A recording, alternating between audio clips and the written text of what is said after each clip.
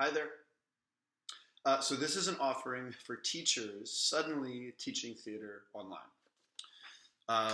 My name is Michael Rohde. I'm the artistic director of Sojourn Theater and also work at a nonprofit called Center for Performance and Civic Practice, where my job title is lead artist for civic imagination. But also, maybe most relevant to this video is I teach at Arizona State University, where I'm an institute professor at the Herberger Institute for Design and the Arts. And I'm one of 5 institute professors at ASU, along with Liz Lerman, Daniel Bernard Romaine, Maria Rosario Jackson, and Wanda Della Costa. And the 5 of us in different disciplines are here doing various things. One of those things is building online content. As the last couple days have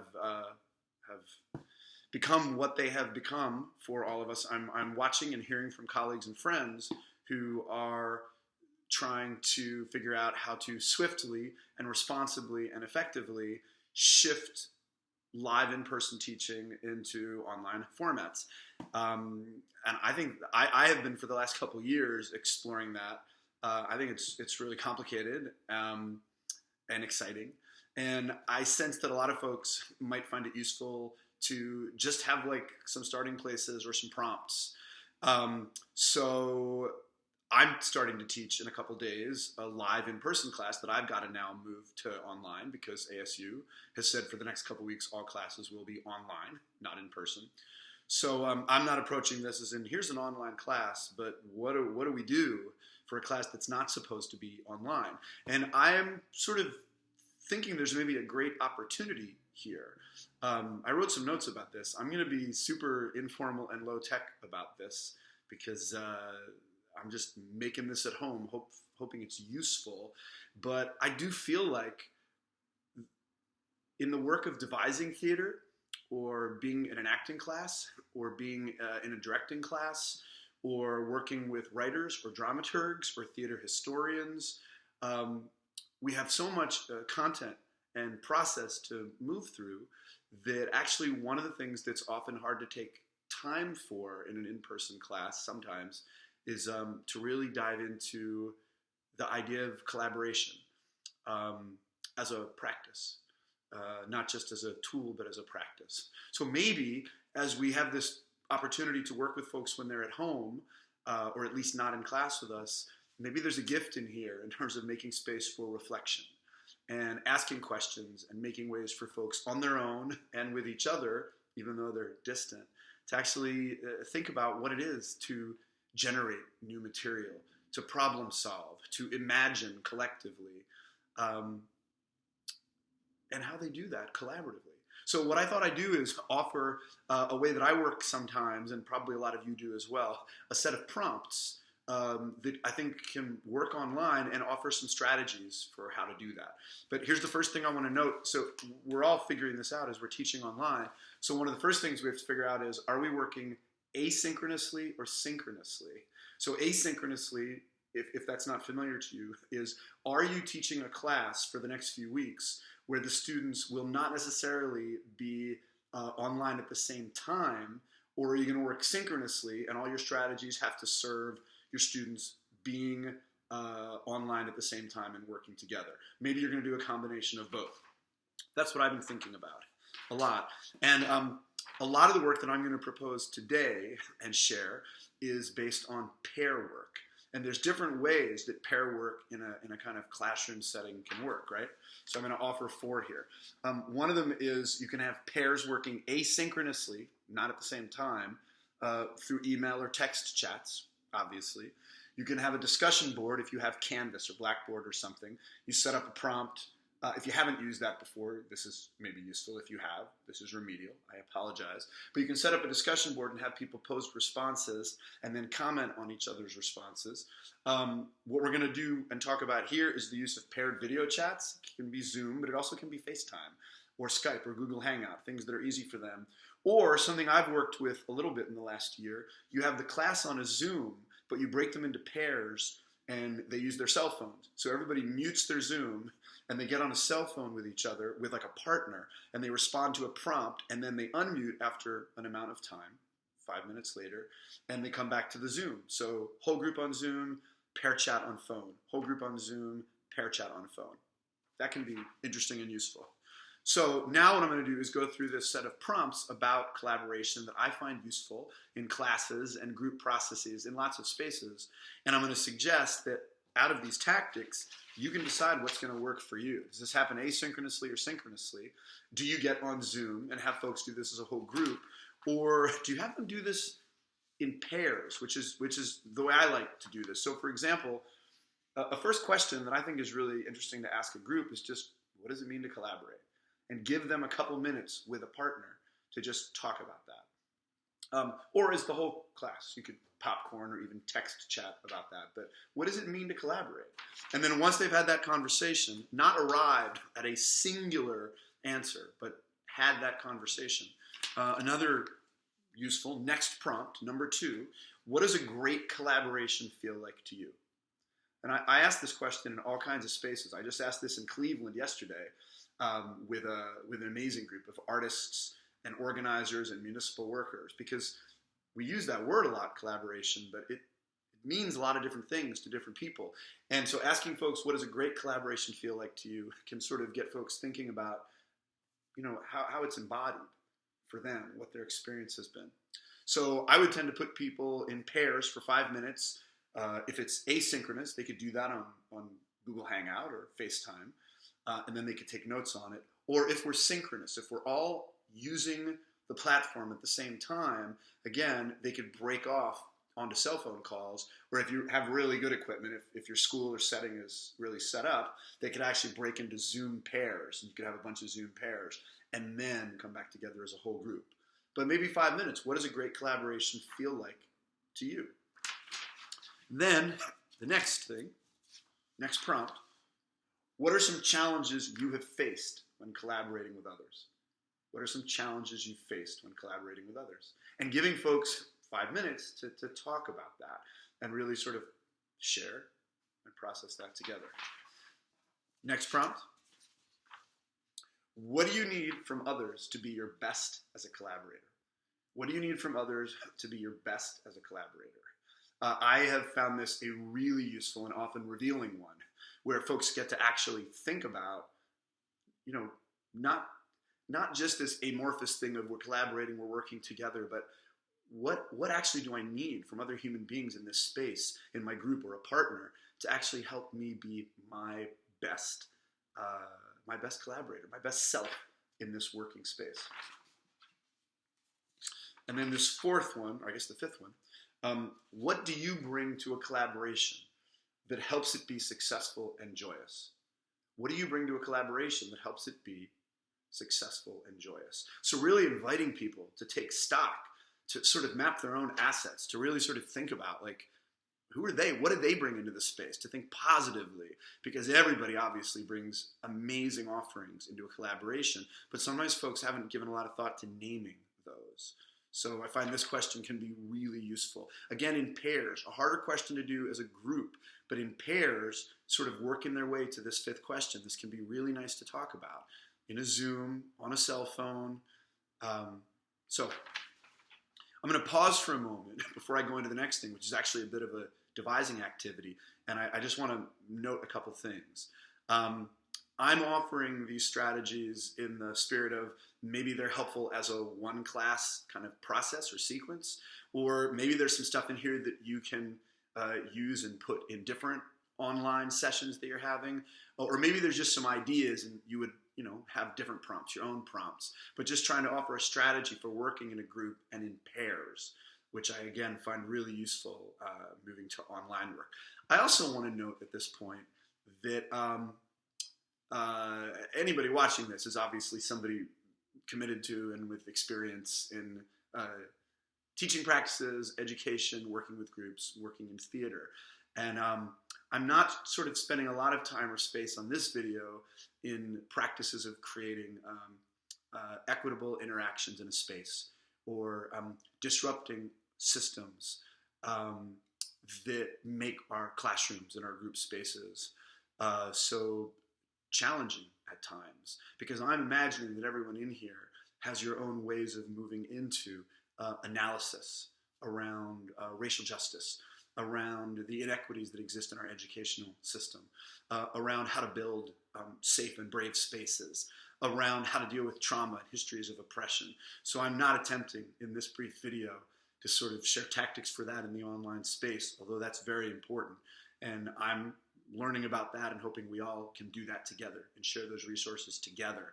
In this moment, I'm simply sharing some activities and some strategies as we all sort of hustle to figure out what we're going to do in the immediate coming days. I hope that's helpful, and I hope in the spirit of awareness of the larger body of practice and constant critical thinking that feels acceptable or okay.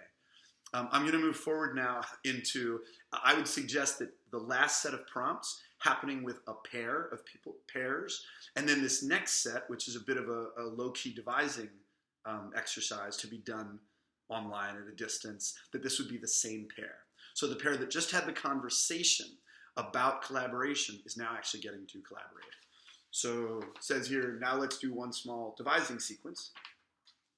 And here's my proposed theme. The proposed theme is social distance, which I know we're all talking about and thinking about a bunch right now. So I'm suggesting social distance as a theme, and I'm suggesting the tasks that each individual is tasked with finding a found image, is tasked with finding 2 quotes from a source not themselves, 5 to 20 words. They can grab it out of a newspaper, an internet article. They can interview someone. They can catch it. They can hear someone on the bus talking about it. Anything, but they need 2 quotes that are 5 to 20 words, and they need to choose a piece of music or create a piece of music. Music can be whatever it makes sense for it to mean in the context of your class with your students. So individually, each student, there's pairs, so each individual student is choosing, researching, curating, creating those 4 elements. Found image, 2 quotes, 2 text bits, right? And music. And then through their technology platform, whatever you're using, they are sharing it with their partner. Just in the form of like a list, or here's the image and they send it as a PDF.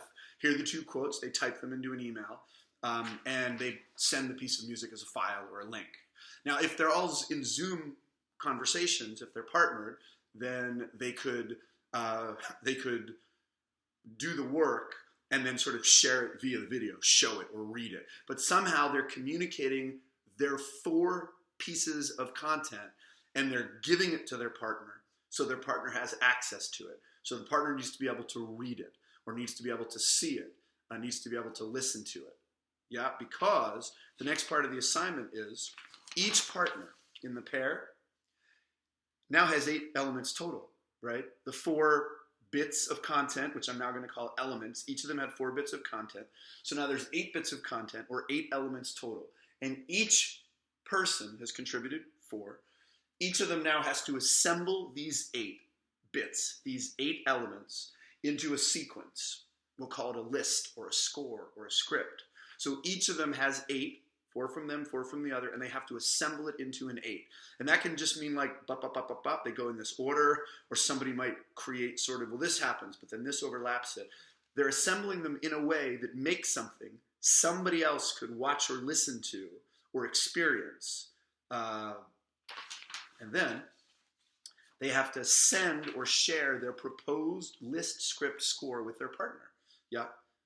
Now, that could be in the form of a PowerPoint that they share it, or it could be a PDF with those different elements, or it could be just a little recording where they show it. This is inviting them to be creative, but taking the 8 elements that they've now sort of put in an order, they have to share it with their partner, so the partner has access to the creative choices they've made in assembly, right? Now, synchronously, or Zoom or Cell, but this has to be synchronously, this part, they're going to construct together out of the 8 elements, a third score of 8 that blends the 2 proposals together. So they each assembled a score of 8, and now together they got to go, okay, let's put these 2 things together and take cool elements from how we both worked with this, and let's find a third score of 8 that will be our agreed, collaborative score of 8. Yeah? They each took their individual 4 units plus their partners, made an assemblage of 8, shared them with each other, and now have to together create a third and final score of 8, an assembly that they agree on. Don't forget the conversations about collaboration. How do you want to work together? How do you want to make decisions together during these few minutes? I haven't talked much about time. I think earlier I said in those prompts, I was suggesting maybe 5 minutes. You, of course, will decide for you, how do you like to use time? I like to use time really precisely. Like I like to say, you have 6 minutes to talk about this. You have 5 minutes to do this step. You have 10 minutes to do this step. You may decide to break it out in a class session or with them in a different way. I do think it's useful to have some construct that is clear so people know how much time they have to talk, to discuss, to create, to make. So I want to suggest that. So anyway, we're reminding them to think about the conversations they had about collaboration. How do they want to work together? How do they want to make decisions together? They can talk about that. So they're kind of preparing to have a brief process together. And now they have created that agreed upon assembly of 8, right? Their score script. And they have to turn it into a thing they can share, which they already did once when they did their solo assembly of 8. But now they have to do that with this one and maybe even be a little more precise with it. They can use PowerPoint or make a small movie or a PDF or talk through it. Be prepared to talk through it with paper the way that I'm doing this. But they have to spend some time, 10, 15, 20 minutes, using some kind of technology. Zoom, they're on Zoom or they're on cell phone, but they have to work together to make the thing, and then they share them back with the larger class, right? So the pairs have made the thing, and then somehow they get shared with the larger group. So the larger group can have access to seeing what everyone's made. And then there's a discussion. You have your own way of doing feedback on stuff, in class. Stuff like, what did you see here when you looked at each other's small assemblies? In what different ways did people approach this? What did you notice? And then finally, what was the experience of doing this like for you and your partner? So this could be like a group Zoom or a group chat thread, but sort of these questions, something like this. What did you see here? In what different ways did people approach it that was visible, audible, and what they shared? And what was the experience of doing this like for you and your partner? And then after that, giving them time with each pair to just talk as a pair. So you're talking with your partner. Yeah? What was your collaboration like? What might you do differently next time? Did you listen well? Did you imagine together? Did you listen well? And did you imagine together? This whole sort of sequence, from the prompts about collaboration through this brief exercise, really is getting to trying to have a conversation based on an actual experience that lets them think about how are they listening? How are they imagining? How are they working with another person? Which hopefully can open up into a larger conversation about how, when we make performance, when we make theater, how we work with others. And just using this opportunity of this kind of weird onlineness to really give folks a chance to reflect on their own habits, their own style, and the muscles and their competencies, their capacities for listening, collaborating, iterating, and working together. That devised assignment isn't so embodied, right? They're finding quotes, they're finding an image, they're choosing some music, making some music, and it's purposeful. I imagine lots of us are also going to be finding ways for people to make movement pieces, and do gestural work, and tell stories. And I figure folks have their own kind of many ways into that. We'll be sharing lots of resources, I know. But hopefully maybe this offers some early steps on getting a group in dialogue with each other, reflecting, doing some work across the distance, and really thinking about how we collaborate. I hope it's useful. The next slide I put down, they're not slides, they're pieces of paper. It says final report outs, just sort of sharing from what's happened, giving people a chance to come back and share. And then I put my email down here, michael.rohd@gmail.com. michael.rohd, R-O-H-D, @gmail.com. If this is useful, write me and I'll know, which would be great. And if this is useful, and another one like this, which I hope other people will share stuff like this too, and I'll do some more. But my goal was just thinking about how overwhelming this is for many, many of us, particularly shifting pedagogies, teaching, how we work in groups, just trying to contribute to a flow of resources. I mentioned my colleagues, the Institute professors at ASU, Liz Lerman, Daniel Bernard Romain, Maria Rosario Jackson, Wanda Della Costa. Each of us is going to hopefully try to make some more, do some offering in this space, since we've been spending time in online course thinking, and try to make sure that we as circles and communities of practice are helping each other move through serving our students and serving the people that we work with, and learning. So thanks, hope this was useful, and be safe, and hopefully avoiding the higher levels of anxiety that seem to be happening in many spaces, and particularly hope the elders in your lives are well cared for and healthy. Thanks, take care.